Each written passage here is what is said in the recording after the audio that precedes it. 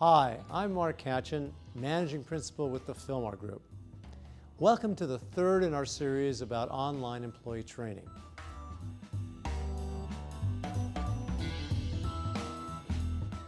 Whether you're an instructional designer, a supervisor, a trainer, a contractor, or an employee, you don't want to waste your time. If you're going to create, require, recommend, or take a course, you want to know that the course material is sticky, that is, memorable. There are tried and true methods to evaluate a course's learning retention potential. For example, end-of-course quizzes and reaction surveys. Most of these methods apply no matter the course format: in-person, online, webinar, vlog, etc. Just because these methods are considered tried and true does not necessarily make them useful.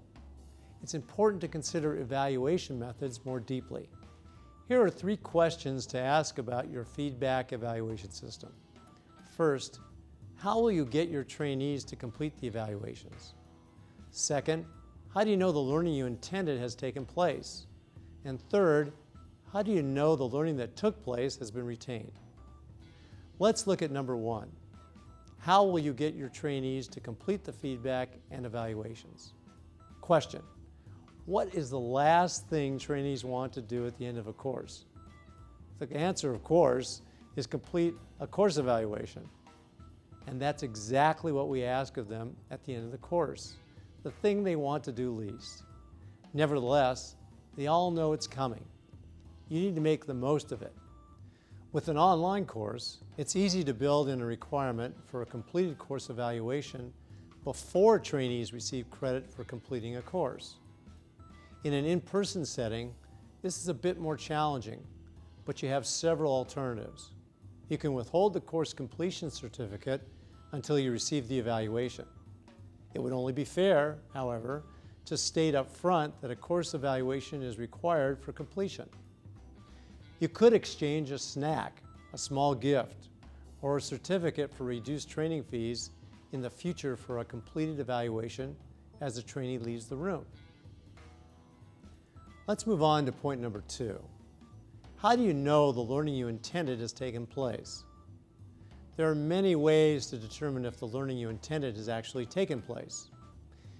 You can include knowledge checks and quizzes throughout the course, require a final exam at the end of the course, ask learners to demonstrate a new hands-on skill in front of a supervisor, survey learners about what they learned, ask learners to list 3 to 5 changes they'll make in their workplace practices as a result of the course.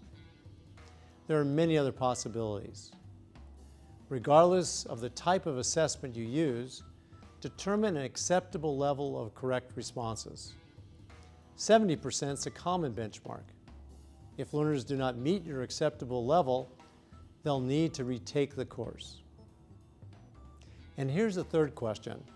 How do you know that learning has been retained? It is possible to get a perfect score on an exam just after completing a course and then to forget all the content immediately.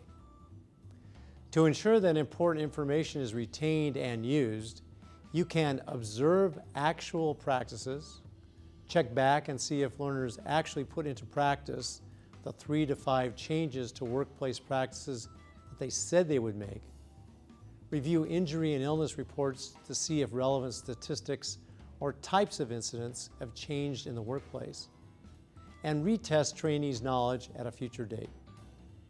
How much time should elapse before you check on training retention? It's up to you, but we recommend not going more than 90 days or 3 months before checking in with your trainees. You may even want to set up a quarterly schedule check on retention. After 1 year, trainees can usually benefit from a refresher. In our next 2 installments, we're going to discuss how to evaluate training effectiveness. Until next time, here's to your success.